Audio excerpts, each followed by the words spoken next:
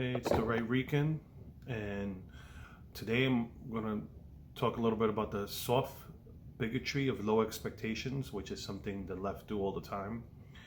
And I'm about to play a little 15-second clip or something like that about what Biden said.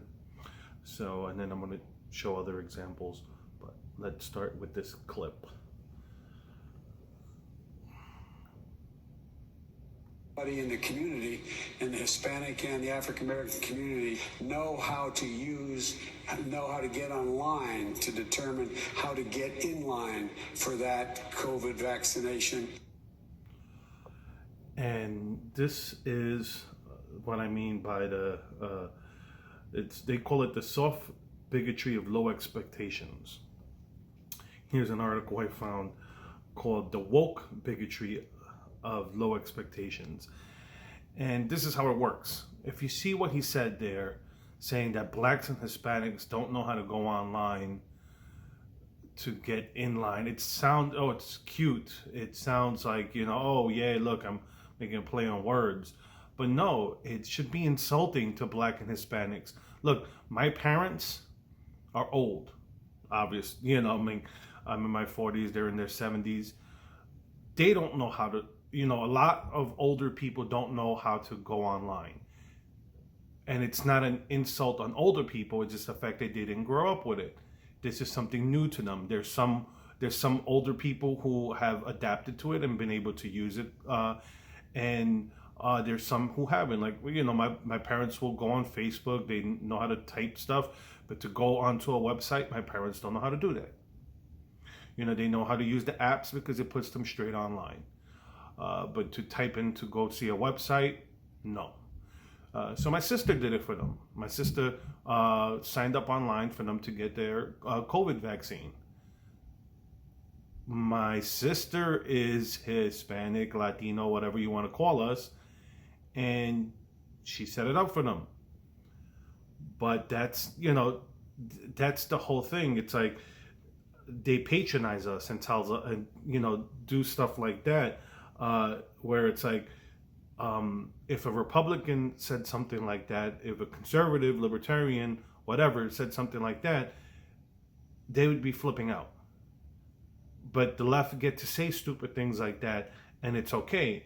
And it goes here. Let me just see this right here. I didn't read the whole article. I just saw the title, and I just liked it by the title. Woke identity politics has always had remnants of old-fashioned racism, not least in that it upholds and strengthens the racial categories that genuine anti-racists of the past sought to transcend. Of course, the new identitarians would say that their use of racial identity is anti-racist, putting forward a positive view of minorities and challenging the complacency of colorblind attitudes to race. But one feature of the new anti-racism that stands out is its soft bigotry of low expectations. Calls for the censorship of hateful speech, for instance, implies that minority groups are uniquely vulnerable to words and ideas and unable to cope with the cut and thrust of public life. Thanks to the rise of critical race theory, the nature of anti-racism has changed significantly. Anti-racists today are less concerned with explicit acts of racism and discrimination than with eradicating whiteness, a kind of free-floating, over-present racism, which hides in all our intentions, words, and deeds. And this is the whole thing. It's like, look, listen, like you have the whole black is beautiful, but there's black women, like the Gorilla Glue lady, who wanted to make her hair straight and all that stuff. And, whatever you want to look, my wife hates her curly hair. I like her curly hair.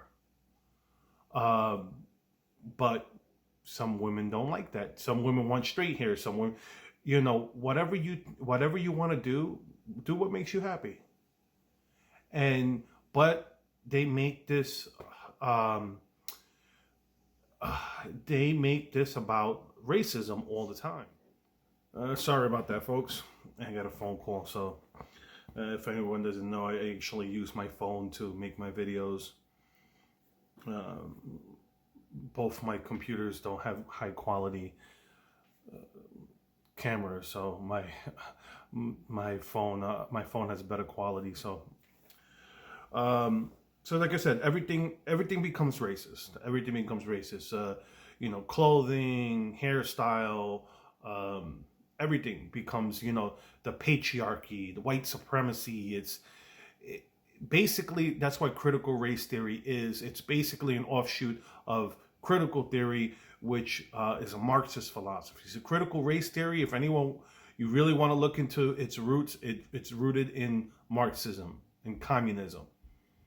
Okay, it's because of the fact that in America they couldn't understand why why classism didn't exactly work, and it was because in America, unlike other countries, you could jump castes, you could jump, you could make it from being poor to rich.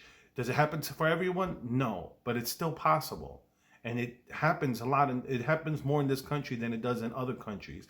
That's what, for all our warts, that is something that in this country that is different than other countries. In other countries, you normally what you're born into is where you stay, and here, the irony is that's what the whole welfare state has done, and you see generations of people who stay in public housing, who stay in welfare. Now, look, I'm not looking down on them, because it's not easy to get out of that system, but it happens. You see people. I've grown up with people who their parents lived in public housing. Now they're in public housing, and if they have kids, their kids will probably stay there too.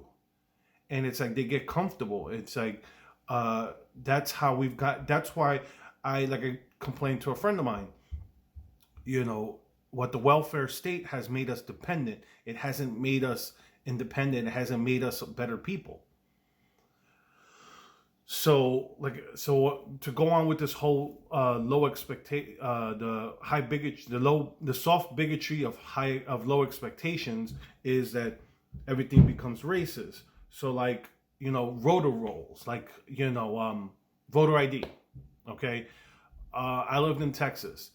If you didn't have a driver's license, you could go and get a voter ID as long as you had your proof of identity. So you needed, let's say, even your welfare, your welfare benefits, your Section 8, anything like that, with your name on it, with your address on it. That's something that you could have used as proof of identity. Your birth certificate, all these things you could use to get an ID. Voting's a privilege. It's a right, but it's a privilege. And it shouldn't just be given to people. Look, you should want to have to go out to vote. We shouldn't, everybody wants to make it easier to vote. I don't think that's right. Voting's a privilege that should be extended on people who want to go and do it. If you're too lazy to go out to vote, then no, I'm sorry. You shouldn't be able to vote. You shouldn't be able to go, oh, well, I got my lazy 18-year-old that doesn't want to go vote, so let me get him a mail-in ballot so he could vote. No, hell no. He should go get off his butt and go vote. And that's what I mean by, it's racist if you ask for an ID. It's racist if you out for saying that people shouldn't be lazy to go on. No, that's the soft bigotry of low expectations. Go. If you want to vote, go out and vote. This whole thing of saying that the Republicans are for voter suppression because of the fact that they want voter ID, they want people to go out to vote, they want people to, you want to make sure the voter rolls are clean. Because look, I moved to Texas. It's been 2 years. Who knows if someone could, steal my vote in Texas because my registration's still there. I don't know, but they gotta clean out those rolls every few years to see if those people still live in those countries. And especially after COVID, a lot of people moved.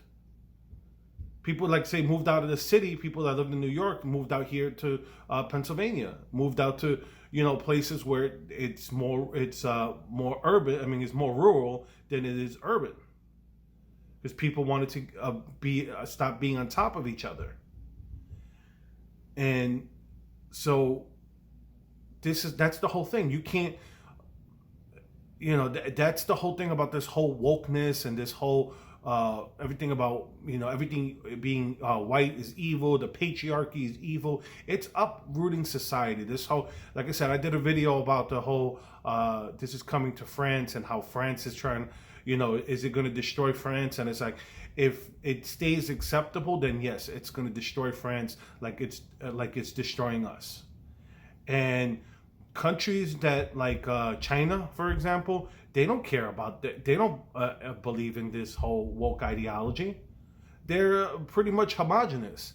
They're all one people, so this doesn't affect them. Matter of fact, they're probably more masculine.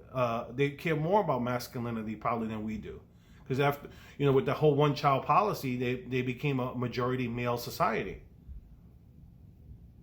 So we have to, as Latinos, and I'm not gonna speak for blacks, because I'm not black. I'm Latino, so I gotta say, we have to cut this out. We have to stop with the groupthink of, oh, we're Latino, so we're supposed to be Democrat. Get out of that. A lot of us, are, a lot of Latinos are Catholic. Catholics are pro-life. That's not a Democratic issue. I remember Cuomo saying, pro-life people aren't welcome in New York. It's like, come on, seriously? And those are the things that Democrats get us by. It's like, oh, look, they're trying to, they're trying to suppress Latinos vote. No, get an ID. There's none of us, we have bank accounts. You need an ID to open up a bank account. You need an ID to drive. This is all stuff that you could use to get to be able to vote, to prove who you are. And there's nothing wrong with that. We don't want people cheating. That's the whole thing. It shouldn't be an issue. It shouldn't be an issue. It's neither side should want the other side to cheat. And if you can't show who you are, then that's a form of cheating. Because that means then they could, either side could do some shenanigans with it. But let me leave it there. I'm ranting about the vote, and I just threw it in because the whole thing about voter ID and the low expectation of low expectation of voting, and the whole thing of what Biden said about blacks and Latinos don't know how to go online.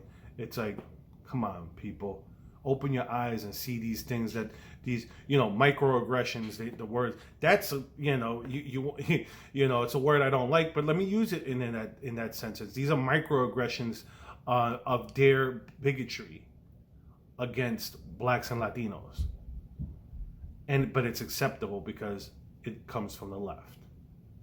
So anyways, with that being said, have a good one.